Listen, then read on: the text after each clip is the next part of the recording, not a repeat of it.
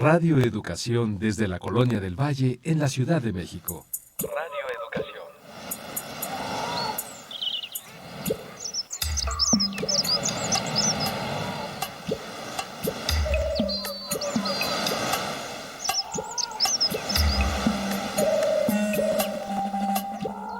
Todo lo que se ha dicho sobre las mujeres lo han dicho los hombres. Las mujeres en la historia no han hablado. Hay que hablar con ellas. Poulain de la Barre.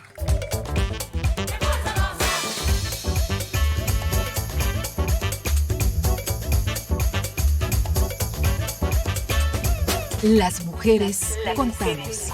Contamos.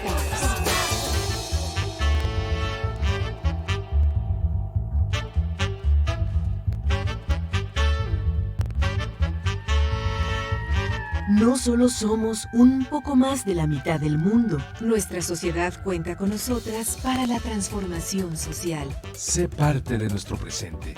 Dialoguemos de la política, de lo público y de lo íntimo. Con perspectiva de género.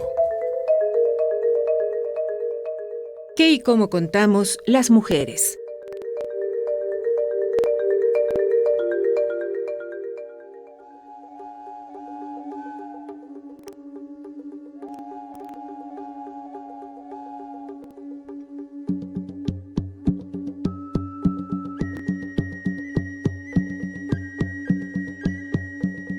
Un acto emancipatorio vital para nosotras, las mujeres indígenas que habitamos espacios empobrecidos, es romper la ancestral alianza entre el patriarcado colonial y el originario, que condenaba a doncellas a morir en los cenotes como un regalo u ofrenda.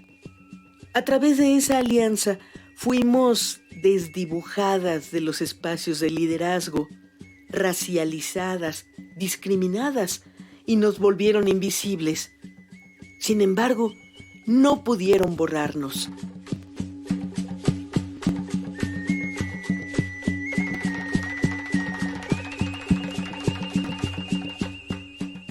Como líderes comunitarias, como abogadas indígenas, como profesoras, defensoras de derechos humanos o como sanadoras, hemos llegado a este siglo y a este momento histórico en el cual las estatuas de los patriarcas genocidas están cayendo. Nunca más seremos invisibles, porque desde nuestros contextos de despojo, violencia y saqueo, ya sea en la montaña, en la costa o en el desierto, recuperamos la alegría sin perder la indignación.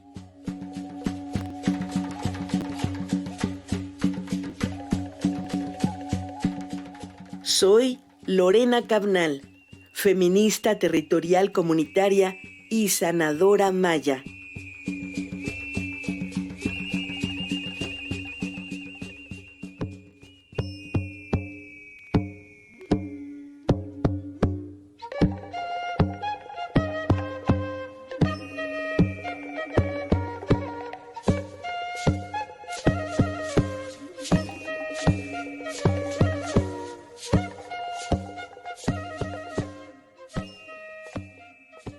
En la cuenta de los días, a finales de los años 90 del siglo XX, el Estado mexicano inicia un periodo de reconocimiento de derechos indígenas que coincide con la aprobación de leyes indígenas en varios países latinoamericanos como Brasil, Colombia, Costa Rica y Chile.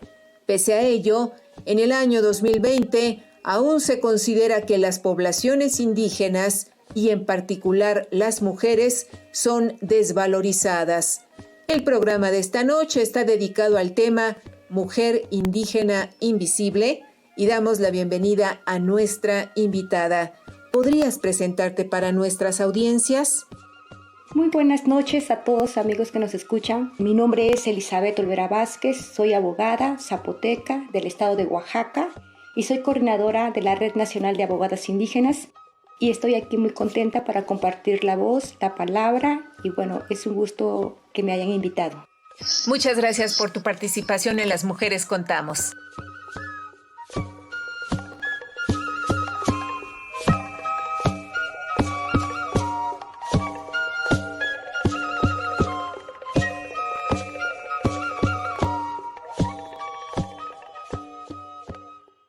Ante este micrófono, Ana Leticia Vargas, y en época de pandemia, detrás de las pantallas, todo el equipo de Las Mujeres Contamos, encabezado por Guadalupe Sánchez López, le invita a permanecer la próxima hora en sintonía con este programa. Tejamos juntas y juntos la red de ayuda y compartamos experiencias con perspectiva de género. Búscanos en Facebook como Las Mujeres Contamos. En esta emisión grabada, la invitación es a que nos escriba y nos cuente su historia. Las mujeres somos las que atesoramos la palabra, las que guardamos las historias familiar, personal y social. Y de nuestro equipo de producción, Gabriela Sosa Martínez y Marlene Reyes, les invitan a contar todas estas historias y a compartirlas con las y los escuchas de este programa.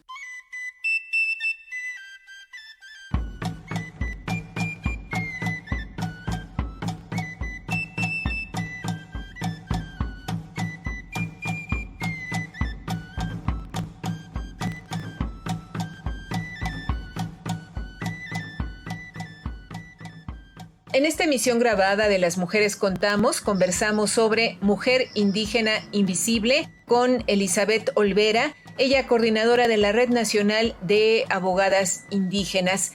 Elizabeth, ¿para quiénes y en qué sentidos las mujeres indígenas son invisibles? Bueno, el tema de la invisibilidad para las mujeres indígenas y en lo general para los pueblos indígenas e inclusive afroamericanos en nuestro país tiene que ver mediante todo este contexto histórico que es la colonización. Nuestra visibilidad se ha dado mediante este panorama. Sí somos visibles, pero somos visibles mediante una forma estereotipada, ¿no? Somos conocidas las mujeres indígenas, sí, pero mediante estas características que la colonización nos ha marcado, ¿no? Es decir, se ha colocado a los pueblos indígenas y a las mujeres indígenas bajo esta mirada, ¿no? De la mujer pobre, la mujer sin estudios, la mujer que se dedica solamente a los trabajos domésticos, a la mujer analfabeta, a la mujer que vive bajo varias circunstancias, ¿no? Entonces, esta forma de visibilizarnos que deja precisamente la colonia, ¿no? Que es toda una etapa histórica de desigualdad, de discriminación, de racismo. Entonces, es así como en la actualidad seguimos siendo plasmadas. Y aquí es como cambiar estas narrativas de decir cómo queremos ser las mujeres indígenas visibles, porque ese es un tema importante. La visibilidad que necesitamos las mujeres indígenas tiene que ver mediante las aportaciones que hemos hecho de manera milenaria, las que estamos haciendo no solamente en el pasado, sino somos parte del presente y vamos a seguir siendo voces del futuro. Creo que aquí es algo muy importante cómo visibilizarnos como las mujeres indígenas, que un tema de nuestra identidad tiene que ser esta aportación a la diversidad cultural, ¿no? Como lo tienen otras culturas en el mundo, ¿no? Con esta visibilidad en positivo, en esta visibilidad de contribuciones, en esta visibilidad como sujetas de derechos. Creo que es ahí donde nosotras apelamos, ¿no? Y precisamente por eso existe la Red Nacional de Abogadas Indígenas. Es un tema de decir, aquí estamos como mujeres, estamos como indígenas, pero todas somos abogadas y efectivamente trabajamos para erradicar violencias estructurales, violencias físicas, violencias psicoemocionales para otras mujeres mismas de nuestra identidad, pero no solo ellas. Han llegado con nosotras mujeres que no pertenecen a pueblos propios o que no se identifican específicamente, y significa que aquí estamos también aportando en este México pluricultural. Elizabeth, ¿qué consecuencias tiene para las mujeres indígenas el afrontar esta condición de invisibilidad? Bueno, hay muchísimas cuestiones. La invisibilización en primera instancia, parte de su significado es la nulidad, ¿no? Es decir, algo que no se ve, algo que no se plasma, algo que no está presente, es algo que no existe. He ahí algo importantísimo precisamente en nuestro país mexicano, que precisamente se creía con esta ideología del mestizaje. Se tuvo por mucho tiempo la creencia, la idea de que los pueblos indígenas ya no existíamos. Es decir, era una cosa del pasado, ¿no? Era una cosa de la prehistoria, pero que con la colonización, pues nuestros pueblos desaparecieron y efectivamente surge como de toda esta raza cósmica sumergida por el ideal, ¿no? de estos mismos personajes en ese imaginario. Por lo tanto, ahí había una total invisibilización y efectivamente en los años del 94 precisamente surge todo un movimiento importante en nuestro país, y no solo en nuestro país, sino es referencia también para Latinoamericana, que es el tema del movimiento del ZLN, ¿no? Del movimiento zapatista, y que efectivamente dicen, aquí estamos, ¿no? No fuimos totalmente eliminados, existimos, nunca quisieron reconocer nuestra existencia, pero aquí estamos. Algo importante, ¿no? En ese movimiento también, las personalidades que estuvieron, los personajes importantes, como una muy visible que fue la comandante Ramona, y efectivamente todo su trabajo con la ley revolucionaria de las mujeres, que ni siquiera las mujeres blancas habían podido lograr hacer. Estas mujeres comienzan a trabajar, ¿no? En la primera ley revolucionaria, y bueno, es un ícono también en nuestro país. Es un documento importantísimo que sigue siendo referencia para nosotras desde el movimiento de mujeres indígenas. Precisamente el tema de la visibilización proviene desde el aspecto de decir aquí estamos, y la mayoría no quiere reconocer esa existencia porque sabemos que pelearíamos derechos que nos corresponden, y un Estado que no otorga derechos se le conviene la no existencia. Hay algo importante también porque precisamente hay una modificación a nuestro artículo 2, ¿no? De la Constitución. Se viene a cambiar este modelo de decir que somos un pueblo pluricultural. Entonces el movimiento del 94 es un parteaguas para nuestro país, ¿no? Y para en su mayoría todo el movimiento de pueblos indígenas en nuestro país, y que es relativamente reciente. Sabemos que a partir de los años 90 y hasta el año 2001 tuvieron lugar en México varias reformas legales y acciones gubernamentales encaminadas a procurar un mejoramiento, digamos, de las condiciones de los pueblos indígenas. ¿Cuáles te parece, Elizabeth Olvera, que han sido los obstáculos para que lo establecido en normas encuentre una correlación con la realidad? Bueno, el mayor obstáculo en nuestro país es que nuestro país es sumamente racista y un país discriminatorio. Es decir, nuevamente esta idea, ¿no? Este paradigma del mestizaje sigue siendo muy, muy fuerte en nuestro país. La idea de que los pueblos indígenas son los que llevan al rezago a nuestro país, el creer que la existencia de la diversidad cultural nos lleva al rezago, es completamente complicado para colocar en agendas estos temas de derechos, los obstáculos fuertes precisamente que dentro de estas mismas instituciones, ¿no? Este modelo de nuestro país, además, desde el momento que se vuelve una república, el momento, o sea, no es consultado ni siquiera para los pueblos. Tenemos un contrato social muy hegemónico, ¿no? Muy eurocentrista. Las leyes están construidas mediante ese pensamiento, y no solo las leyes, sino la educación, ¿no? Que niega de manera oficial la lengua, aunque se reconoce desde las leyes, pues en la práctica vemos que al inicio era una obligatoriedad poder como hablar español antes que tu lengua. Ahora nos posicionan que tenemos que hablar primero inglés y después español, y así sucesivamente, ¿no? Hemos estado mediante estas luchas y estas consecuencias constantes, donde en realidad se convierte en un obstáculo mayoritario, ¿no? Los pueblos indígenas a lo largo de la historia son los que hemos tenido que ser, los que adaptarnos constantemente a esta globalización, pero estos mundos globalizados jamás piensan en esta adaptación, en esta construcción, precisamente esta forma de ver de vida de los otros. Vamos a estas instituciones, ¿no? de procuración de justicia, o instituciones mediante los mecanismos para hacer valer o hacer efectivo o materializar los derechos, pues vamos y nos enfrentamos con miles de obstáculos, ¿no? La mayoría de las mujeres van a una institución donde esta institución ni siquiera se empeñan por entender una lengua que es distinta al español, pero la mayoría de los pueblos indígenas se obligan a entender la vida cotidiana de la vida urbana, Y bueno, también creer que cuando la mayoría de los pueblos indígenas o mujeres emigran y se van a las ciudades, considerar que ellas sufren porque se lo buscan, porque van a las ciudades, es como decir que ellas deberían de estar en sus pueblos, solamente de ahí no tendrían que salir, o creer que cuando sales pierdes esta identidad, ¿no?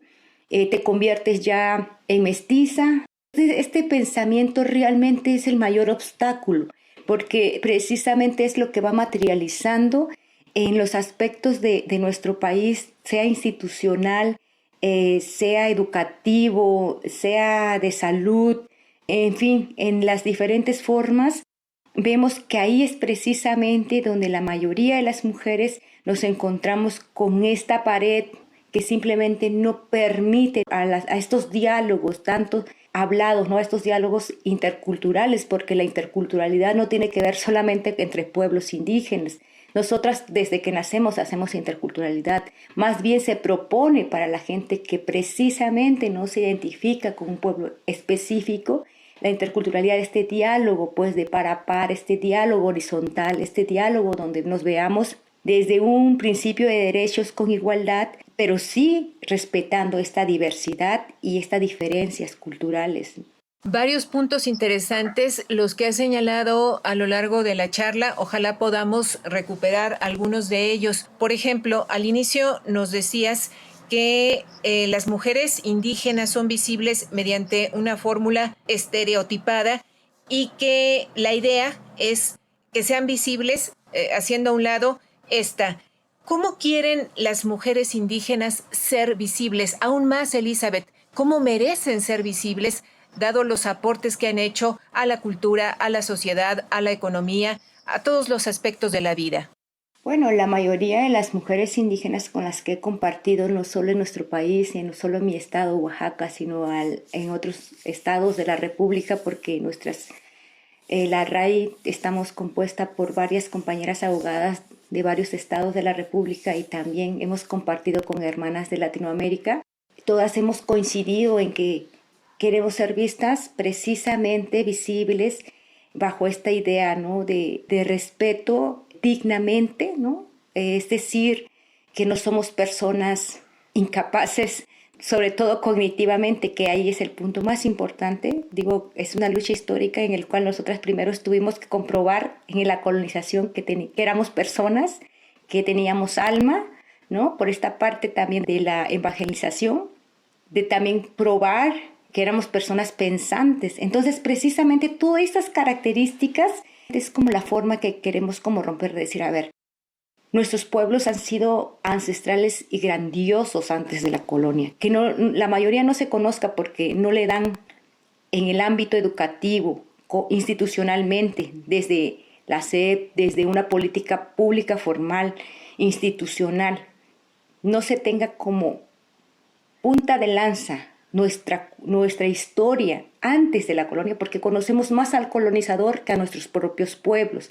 Mediante esta forma, creo que nos daríamos cuenta, no es solo porque lo digamos nosotras, nos daríamos cuenta que provenimos de civilizaciones que no nos conociera España, era distinto, pero nosotras veníamos de unas civilizaciones grandiosas e importantes, con aportaciones a la humanidad, precisamente desde la medicina, desde la educación, desde la cultura, desde la astrología, desde la astronomía. En fin, nuestros pueblos previamente, antes de la colonia, eran pueblos grandiosos con sus aportaciones grandiosas. Pero esta historia tan eurocentrista, que aunque en realidad tampoco Europa es como el mundo de más antiguo, hay culturas mucho, mucho más antiguas que ellas, nuestra mente ha quedado tan plasmada, ¿no? Este eurocentrismo hegemónico en nuestras mentes, que precisamente tenemos que descolonizarnos desde el pensamiento. Descolonizándonos, veríamos a esas personas, a los pueblos indígenas, mediante lo que hemos sido, pues, ¿no? Grandiosas, con aportaciones, y en la actualidad se encuentran. En la salud, bueno, por algo somos milenarias y hemos sobrevivido durante exterminios e invasiones. Somos una cultura que si no hubiéramos sido fuerte e importante, no estuviéramos presentes. Y precisamente ahora que estamos en una situación compleja de salud, ¿no? En una pandemia mundial. Están dando los pueblos indígenas lecciones de vida. Se ha señalado de manera categórica el tema de este sistema capitalista, ¿no? Este sistema opresor, y están plasmando los pueblos indígenas las formas de vida, el respeto a la tierra, ¿no? Como este pensamiento grandioso. No nos vemos desde un sujeto de consumo, sino este sujeto precisamente de respeto a otro ser vivo, que no solamente entran los humanos, sino entran los otros elementos que tienen que ver con el agua, con la tierra, con el fuego, ¿no? Con el viento. Y esos son pensamientos grandiosos que gracias a esos pensamientos la vida sigue presente en la actualidad a pesar de un exterminio tremendo que se le ha hecho al planeta, ¿no? Y claro, el tema del tema alimentario, la mayoría de las ciudades y los pueblos y las ciudades grandes industrializadas viven porque existe la agricultura. ¿Y quién hace la agricultura? En su mayoría los pueblos indígenas, quienes saben cosechar la tierra, quien se encuentran en las parcelas, quien todavía se reúnen con el agua, con la lluvia, son los pueblos indígenas. Son aportaciones grandísimas que precisamente no es un tema de antes, sino de en la actualidad. Y precisamente es lo que se empieza como a señalar y a decir que esas aportaciones que también inclusive en la actualidad el mundo moderno ha copiado y no ha dado crédito a estos conocimientos ancestrales. Y más bien se ha ocupado para qué comercializar estos elementos naturales para hacerlo producto y simplemente de este mismo mundo capitalista en beneficio de unos cuantos. Y ahí nuevamente nos encontramos en un choque de los pueblos. Nuevamente estamos en resistencia para no ser nuevamente arrebatados en la actualidad de una forma moderna, ¿no? Entonces, por eso es como muy complejo que en realidad a los pueblos se le dé el reconocimiento que tienen, porque no solo se trata de un tema personal ni de una persona, se trata de estos sistemas de poder globales y mundiales. Pues entonces tenemos claro, la mayoría que estamos en los movimientos, tenemos claro que no es un tema menor, ni es un tema nada más porque una persona no quiera respetar a los pueblos o en su mayoría a estas culturas, sino que sabemos que tiene que ver con un pensamiento de un imperio, ¿no? Sabemos muy bien que nuestra historia también, los imperios que ganan son los imperios que posicionan no solo su modelo económico, sino su modelo de pensamiento y de vida. Entonces, siempre hemos estado nosotras, como pueblo, sobre todo con mujeres, en la resistencia, y no podemos permanecer más de esos 500 años que se ha resistido. ¿Cómo se está proponiendo avanzar en este camino de la descolonización del pensamiento? Hemos escuchado hablar ya un poco de eso, nos hemos reunido en varios espacios, pero en realidad la Red Nacional de Abogadas Indígenas, bajo este sentido, ha hecho como lo propio, ¿no? Cómo hemos tratado de descolonizarnos, porque inclusive no solo los que no son pueblos indígenas, sino nosotras mismas como pueblos indígenas, como mujeres indígenas, nos tuvimos que descolonizar. Estamos en proceso también.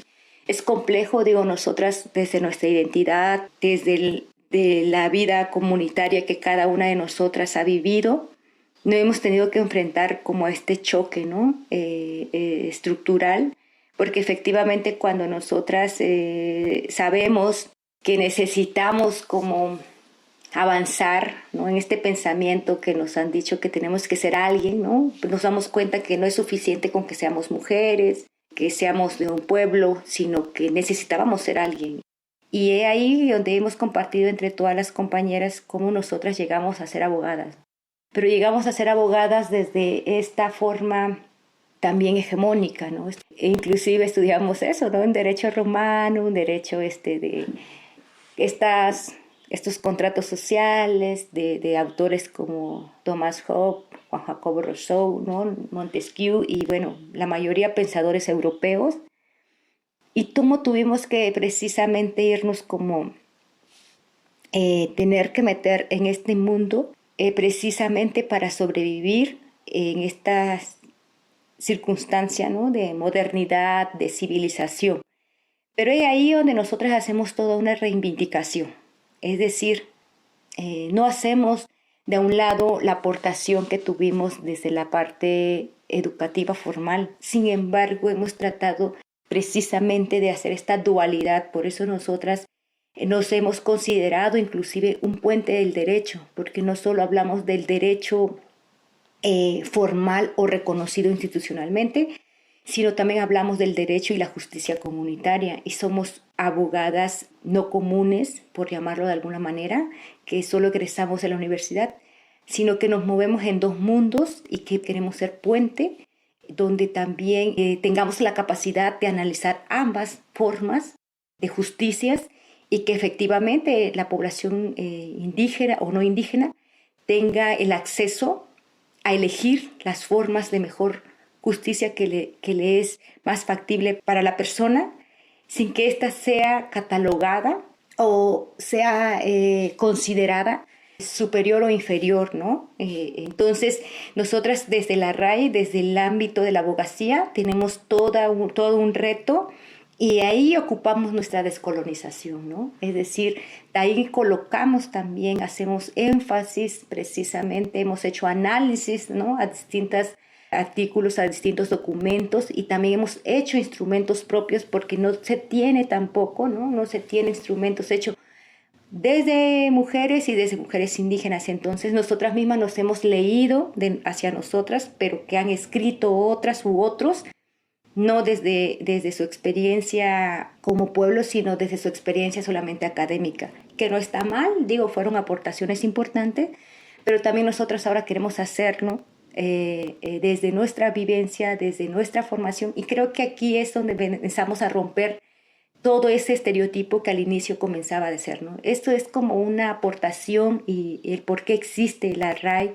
y por qué consideramos que inclusive es un referente a nivel nacional, ¿no?, donde estamos tratando de cortar como esa pauta de que nos vean las mujeres indígenas de siempre, ¿no?, las tuteladas, las que siempre tienen que cobijar externos, ¿no?, sino estamos como intentando precisamente rompiendo estos paradigmas, y eso no significa que no se necesita obviamente acompañamiento, porque efectivamente los territorios están siendo saqueados, están siendo nuevamente intervenidos, y bueno, eso es como parte desde RAI que yo te diría, podría contar como nuestra experiencia que estamos haciendo para irnos de inicio nosotras primero descolonizando, y pues irlo como planteando, ¿no?, en los lugares que nos invitan, desde el espacio que hacemos, desde la abogacía, desde el litigio que hacemos, ¿no?, desde los juzgados, los tribunales que vamos, estamos colocando estos puntos importantes, ¿no? Estamos tratando de visibilizar todo el tiempo, y bueno, creo que aún falta mucho, pero estamos como empezando a colocar nuestro granito de arena, y creo que por ahí consideramos nosotras que puede ser como otra forma más de estar nuevamente en contacto con la población, que en realidad toda la población mexicana tenemos una historia pues que nos lleva, ¿no?, a un mundo de nuestros orígenes. Al final sabemos que tenemos como esta parte histórica grabada en nuestra mente, y que en un momento todas nos conjuntamos en un punto donde creo que nos podemos como identificar y entender, y tampoco a lo mejor se trata de que todas tengamos que ser iguales. Sin embargo, creo que sí, entre todas podemos como respetarnos en esta diversidad, inclusive ser contribuciones mucho más importantes por esta diversidad. Elizabeth Olvera, ya que iniciaste a contarnos sobre la Red Nacional de Abogadas Indígenas y lo que hacen, recuérdanos por favor cuándo y cómo surgen, y sobre el tipo de litigio que ustedes practican. Además, ¿quiénes participan en esta Red Nacional de Abogadas Indígenas? La Red Nacional de Abogadas Indígenas en realidad comienza como un movimiento De ahí del 2010 aproximadamente, la mayoría de las que comienzan como fundadoras de la RAI, en realidad somos muchas compañeras que ya venimos del activismo, que veníamos empujando, ¿no? Desde movimientos indígenas mixtos, otras desde de movimiento de mujeres. Y algo que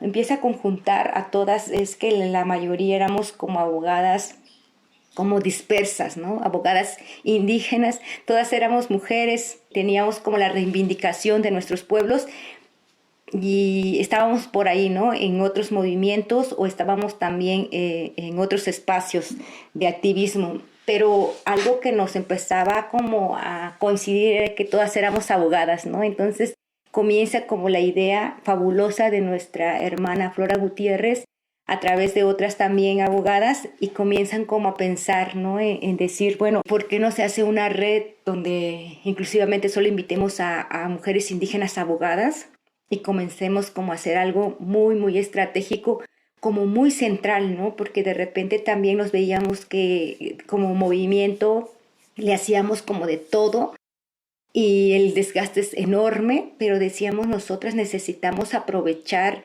esta oportunidad de que tuvimos de estudiar, porque inclusive para nosotras se convierte en un privilegio estudiar cuando sabemos lo complejo que es llegar a una formación no solo básica, sino profesional.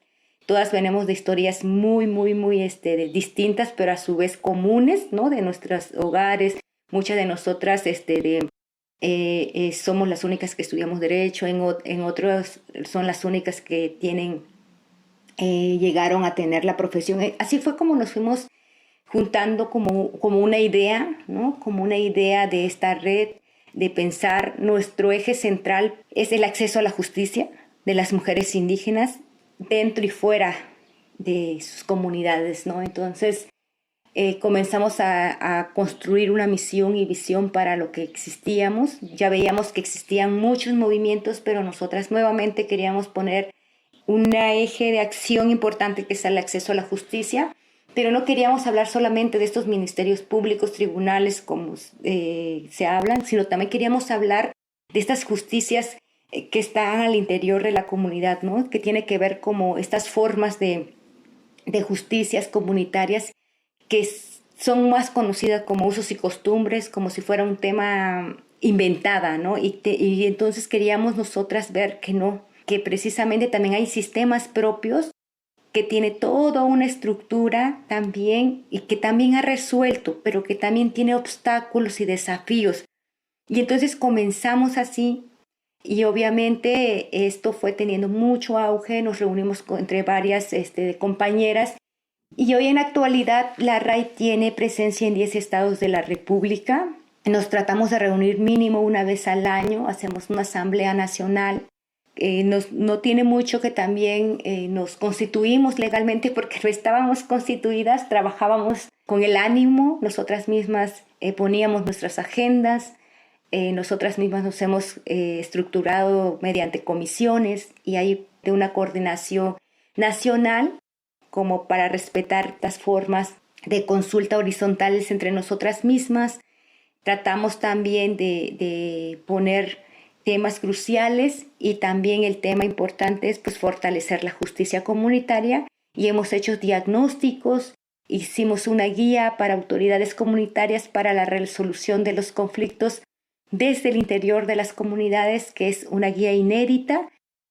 La piloteamos en 4 estados de la República y lo hemos hecho en su mayoría bajo nuestra óptica y dirección de nosotras. Hemos hecho alianza también con otras organizaciones importantes como CONAMI, como la Asamblea Nacional Política de las Mujeres. Y bueno, nos hemos reunido también con otras organizaciones que no son de mujeres indígenas, pero que también han sido aliadas. Sin embargo, RAI ha sido muy, muy autónoma, ¿no? Muy, muy soberana y lleva sus propios mecanismos internas, aunque no contamos con presupuestos formales. Creo que ha sido el gran avance de RAI ha sido porque nosotras le hemos puesto no solo nuestro conocimiento, nuestro propio trabajo, ¿no? Ha crecido mucho, hemos empezado a hacer demasiado, pues no sé, nos hemos convertido un poquito como este grupo cual se sienten un poquito más respaldada las personas quien se acercan a nosotras de inicio por saber que nosotras mismas también somos mujeres indígenas, y otra porque, pues bueno, el tema de las violencias, de repente todas nos podemos como manifestar y estar en contra y a favor, pero ¿quién acompaña directamente desde estos espacios de procuración de justicia, ¿no? Entonces nosotras pues ocupamos toda esta posición de nuestra propia profesión, y bueno, a lo mejor aquí esto es como un elemento, un plus que hemos nosotras logrado cuajar, y pues prácticamente es porque hemos como estado nosotras muy acompañándolas a ellas. Y bueno, la verdad no es por nada, Ray tiene excelentes abogadas buenas, que hemos llevado temas que a lo mejor los casos no los sacamos como tan público, no hacemos como tanta difusión en ese sentido, pero hay temas muy importantes que desde las compañeras han estado litigando de manera personal. Ha sido un trabajo muy desgastante, muy cansado también, pero bueno, aquí estamos y seguiremos hasta donde se nos permita también en las circunstancias. En esta emisión grabada de Las Mujeres Contamos, conversamos sobre Mujer Indígena Invisible con Elizabeth Olvera, ella coordinadora de la Red Nacional de Abogadas Indígenas.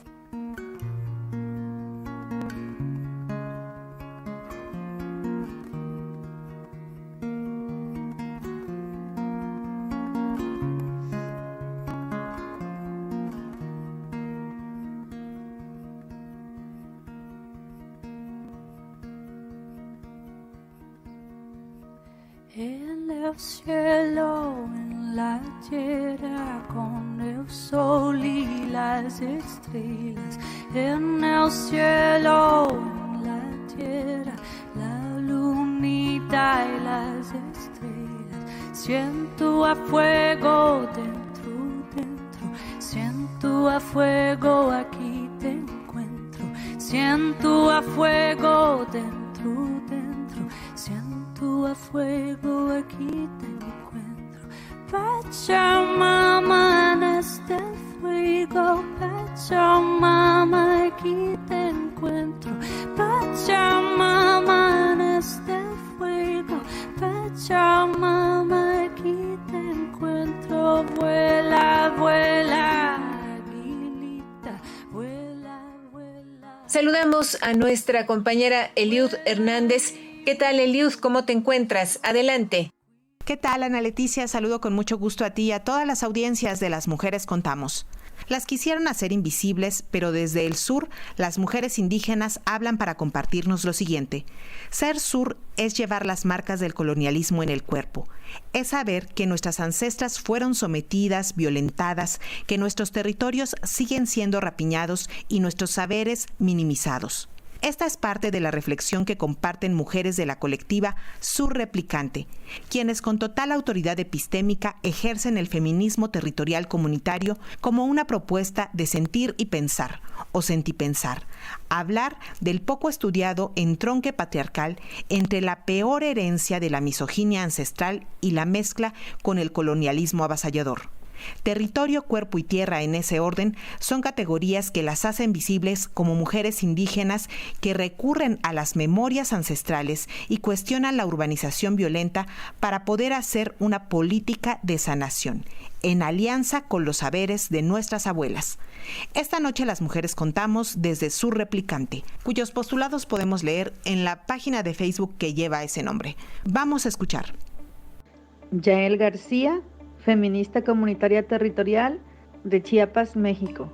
Sur Replicante es una colectiva feminista cuya misión es replicar y difundir las luchas de las mujeres campesinas y originarias que se nombran y no feministas. Para nosotras, la tarea que hacemos, la labor que llevamos a cabo es vincular las luchas que existen en territorio mexicano con mujeres de otros territorios que también hacen la defensa del territorio cuerpo-tierra. Nosotras como feministas comunitarias territoriales, su replicante, tiene colaboración estrecha con la red de sanadoras ancestrales del feminismo comunitario territorial en Iximuleu, Guatemala.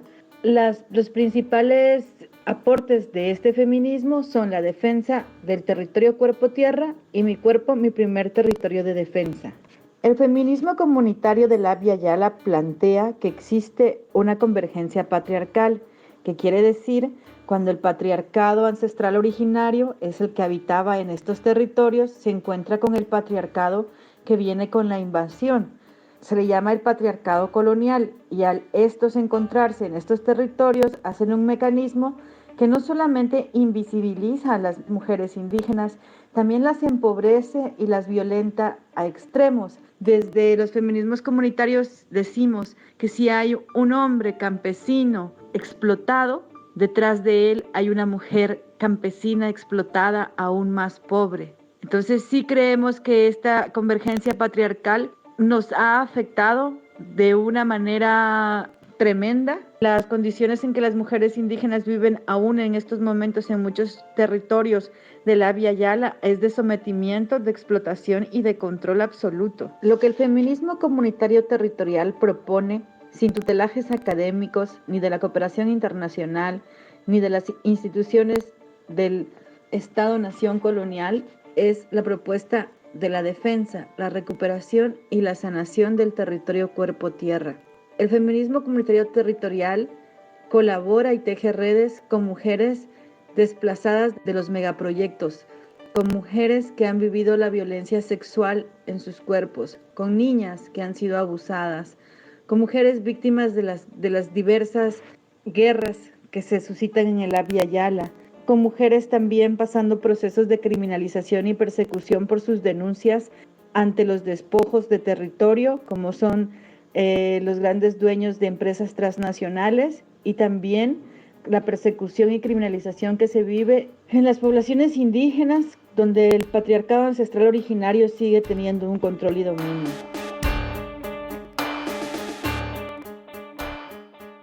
Muchas gracias a Eliud Hernández, a nuestras audiencias. Les recordamos que esta es una emisión grabada, por lo que agradecemos nos hagan llegar sus mensajes a las redes sociales, donde estamos como Las Mujeres Contamos. Hoy en entrevista sobre Mujer Indígena Invisible con Elizabeth Olvera, coordinadora de la Red Nacional de Abogadas Indígenas. Elizabeth, nos comentabas que un eje central de la red es el acceso a la justicia de las mujeres indígenas dentro y fuera de sus comunidades.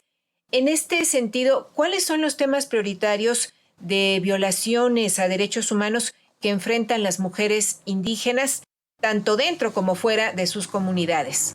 Sí, eso es algo muy importante, ese tema que comentas, Ana. De inicio, las mujeres indígenas como no indígenas, un tema que de cierta forma tenemos en común ha sido la violencia por razones de género.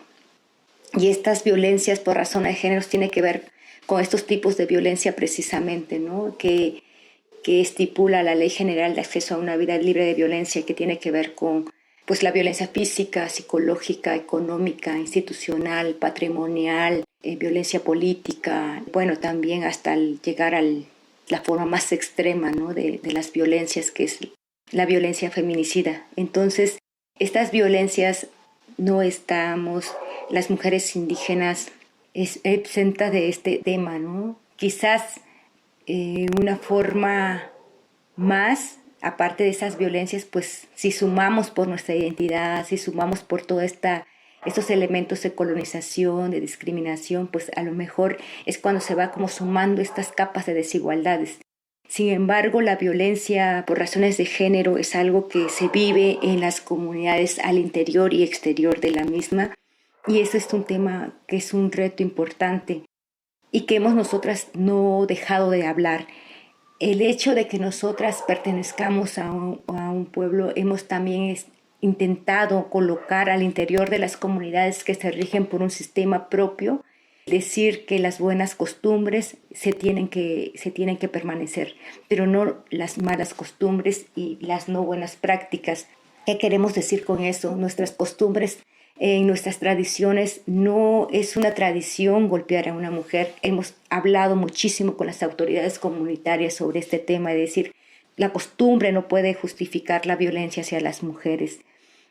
Nuestra costumbre no era golpear a una mujer, nuestras tradiciones no pueden ser esa. Entonces, hemos ahí tratado de hablar precisamente con autoridades comunitarias que son la primera instancia con la cual se enfrentan para lograr acceso a justicia a las mujeres indígenas. Y bueno, dependiendo de la población, el Estado, tienen ciertas determinaciones, ciertos nombres. En el caso de Oaxaca, que son conocidos como síndicos, alcaldes, ellos son los que procuran justicia al interior, ¿no?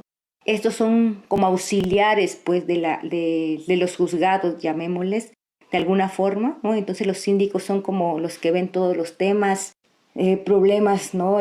Como si en el juzgado estuviéramos viendo temas penales o el alcalde que ve temas familiares, ¿no? Entonces, nosotras mismas hemos como acompañado al interior también a las mujeres que tienen que señalar esas conductas que no se pueden normalizar, que no podemos seguirlas considerando una parte de la costumbre. Y bueno, el tema de la familia es importante, el tema de las violaciones, el tema de todas esas cuestiones hemos tratado de también irlas colocando y no podemos permitir, y hemos hablado con nuestros propios hermanos indígenas de los movimientos mixtos, que no podemos permanecer ni acallar por el tema también, ni por los derechos colectivos, porque también las mujeres somos parte de ese derecho colectivo. No puede estar por encima el derecho colectivo, por encima de los derechos de las mujeres, ¿no?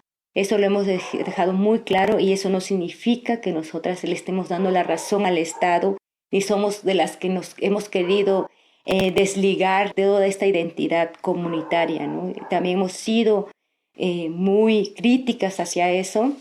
De repente también hemos tenido pues doble señalamiento, de repente a las mujeres indígenas que señalamos eso piensan que entonces estamos justificando al Estado y nosotros estamos dando pie, ¿no? Es decir, que estamos tratando de arrebatar o descobijar todo el tema del territorio, del pueblo, y creo que las mujeres indígenas tienen clara la postura que en cuanto se trata del territorio, de la defensa, pero creo que tampoco están como en esta idea de permitir formas que dañan la vida y denigran su vida personal, ¿no? Y bueno, el ejemplo es precisamente la ley revolucionaria que escriben las mujeres zapatistas al interior y que dicen: no queremos más, no vamos a dejar que nuestras parejas, esposas nos golpeen. Y si nuestros propios hermanos del movimiento están con nosotros, también tendrían que repensarse. Y esa ley fue escrita por ellas, ¿no? Entonces, mecanismos que se han buscado al interior, ¿no? Nosotras en un diagnóstico hicimos que la mayoría de las mujeres indígenas, mediante estas formas de mecanismos, ellas querían solución al interior, porque a diferencia también de la vida urbana, quizás cuando se trata de violencia, es muy fácil para la vida urbana a lo mejor decir, me divorcio, me separo, me voy, peleo la pensión alimenticia, la guardia y custodia de mis hijos. Sin embargo, dentro de una comunidad es tan distinta cuando la mayoría de las mujeres económicamente son más dependientes, pero no solo eso, que la mayoría de la tierra está a nombre a lo mejor de la pareja o de la familia. Desprenderte de tu comunidad no es tan fácil porque además llegas a la ciudad y te enfrentas a otras formas de discriminación. Eso no te das cuenta que no te resuelve. Mucha gente piensa que si los ves desde el mundo de afuera, tú dices, bueno, ¿por qué se dejan? ¿Les gusta la mala vida? Esas mujeres que viven ahí en los pueblos, ¿por qué no se sale? No es un tema así de fácil. Si desconoces, si no tienes esta perspectiva intercultural o de diversidad cultural, te das cuenta que puede ser algunas respuestas desde afuera muy práctico, pero no es desde adentro. Y precisamente ahí es donde nosotras entramos en esta dualidad del derecho y por eso necesitamos resolver al interior. Los pueblos indígenas tenemos que hacer lo propio en cuanto se trata de la violencia hacia las mujeres. Tenemos que hacer un análisis profundo, pero cuando también esto no se ocupe, ¿no? No se ocupe de elemento para el Estado para decir, por eso tiene que desaparecer o por eso también ya no tiene que existir estos sistemas normativos, porque además tampoco el sistema del Estado resuelve, pues no ha resuelto tampoco el tema de la violencia hacia las mujeres. Y también la violencia hacia las mujeres no es un tema exclusivo de los pueblos, porque muchos también han dicho, no, es que los pueblos son violentos, son los salvajes, y vamos a las ciudades y el tema de la violencia también existe, ¿no? Entonces, sabemos que la violencia no es exclusiva de una cultura, ¿no? Sino es un problema estructural. El sistema, este patriarcado que tanto se habla desde el feminismo, ¿no? Desde esta filosofía ideológica del feminismo, pues precisamente es ahí cuando en la realidad se plasma, pues es un sistema que realmente, independientemente de qué cultura, es un sistema que abraza todas esas culturas. Creo que ahí es muy, muy importante y tenemos que ser muy cuidadosos cuando se hablan de estos temas en cuanto se tratan precisamente diferenciar y no como ser como muy crítico, muy analítico y también tener como claridad de lo que implica cuando se habla de las violencias en los pueblos. Y precisamente ahí la RAI ha tratado de hacer como esos trabajos ante las autoridades y de ahí nace por eso la guía de actuación, porque también la mayoría de las autoridades, a diferencia de las instituciones del Estado, estas autoridades son elegidas en asamblea, pero son en la mayoría pues el señor Juan, Pedro, que ha sido pues el campesino, el que cuida las ovejas, que en realidad la asamblea los considera a lo mejor por la edad, por la experiencia, por lo que ellos vayan como tomando en cuenta de acuerdo a cada comunidad y los van eligiendo, pero en realidad no tienen como toda esta preparación que implica, ¿no? Que implica en esta resolución de estos conflictos y muchos de ellos quieren resolver, pero no tienen también como si les es permitido o no, hasta dónde sí. Se encuentran también las comunidades frente a este dos sistemas de justicia, o sea, hasta dónde me permite a mí como autoridad, hasta dónde soy autoridad, hasta dónde es mi jurisdicción. Y todos estos términos que a lo mejor en este momento a mí me permite ya como mencionarlo, pero que no es tan práctico entenderlo, ¿no? Entonces, sí es complejo, aparte las instituciones no capacita y si capacita simplemente deja como estos, no son como, allá en la comunidad no se resuelve como estos códigos, pues de que A más B da C, ¿no? Si hicieron esto, termina con lo otro. En la comunidad no es así, ¿no? No es un tema nada más de una fórmula, sino hay otros mecanismos y algunos han resuelto, efectivamente. Nosotros hemos tenido algunos temas, inclusive hasta de pensión, se han resuelto algunas cosas en comunidad, ¿no? Donde decimos a lo mejor no tiene dinero en efectivo como se da en las ciudades, pero puede dar maíz, ¿no? Frijol. El tema es resolver el asunto también y precisamente son cosas que a lo mejor no podrías negociar en un ministerio público o en un juzgado, ¿no? Entonces, estas cosas creo que tienen sus pro y en contra, pero lo importante es siempre estar en reflexión, siempre estar en análisis y efectivamente siempre colocar las razones importantes de toda esta existencia, pues es toda esta diversidad que implica y efectivamente personas que desconocen el mundo comunitario, pues a lo mejor es también complejo entender esta dinámica.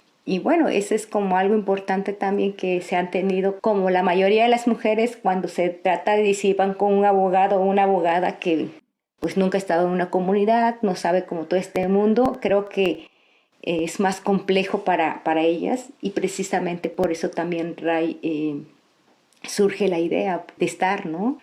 Porque precisamente nosotras estamos haciendo esta dualidad que implica, digo, tampoco nos ha sido fácil. También de repente nos ganan nuestros mecanismos, pero hemos buscado formas de ir como logrando, sobre todo resolver en cuanto nos permita pues nuestra propia profesión. Elizabeth Olvera, en la parte final de esta entrevista quisiéramos saber cómo podemos seguir la actividad y las iniciativas que impulsa esta Red Nacional de Abogadas Indígenas y desde luego conocer más sobre su trabajo en cuanto a derecho y justicia comunitaria.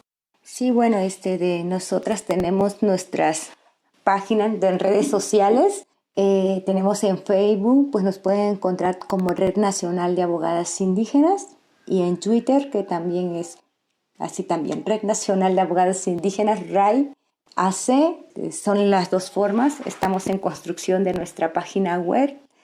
Empezamos de octubre de 2020 y vamos a terminar en marzo del de 2021. Tenemos un proyecto que estamos trabajando que tiene que ver con la participación política de las mujeres indígenas en 3 estados de la República, que es Michoacán, Puebla y Oaxaca. Vamos a analizar como estos marcos normativos, que tiene que ver el marco internacional, nacional, estatal, y vamos a monitorear las sentencias que se han dado, ¿no?, en estos estados mediante el tema de las violencias políticas por razones de género, cómo van a poder garantizar tanto los partidos como estas instituciones electorales la paridad de género, pero también la inclusión de la participación de las mujeres indígenas, no solo por partidos políticos, sino también en estos sistemas normativos internos que tiene que ver con la participación política de las mujeres indígenas al interior de sus propias asambleas. Bueno, aparte que estamos llevando legalmente varios temas importantes que tienen que ver con hostigamientos sexuales en estudiantes de universidades, en especial una ahorita que está muy fuerte en Oaxaca que tiene que ver con la UNISMO. Estamos litigando formalmente el caso penal, pero también estamos acompañando las denuncias públicas. Estamos al menos muy, muy contentas que nosotras mismas somos las que llevamos el ritmo de las agendas, que el avance a lo mejor viene siendo lenta, pero estamos tratando de ser las que direccionen este barco y que queremos construir precisamente la formación de nuevas abogadas indígenas, porque precisamente los relevos generacionales se tienen que dar y pues aquí también estamos nosotros. Muchísimas gracias a nuestra invitada, a Elizabeth Olvera, coordinadora de la Red Nacional de Abogadas Indígenas, por su participación en Las Mujeres Contamos, y nos despedimos. Muy buenas noches. Muy buenas noches. Las Mujeres Contamos, un programa hecho por mujeres y hombres en equidad.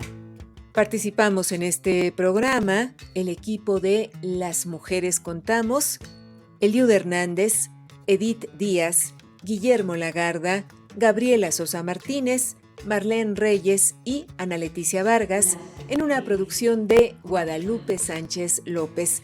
Muchas gracias por su atención y hasta la semana entrante.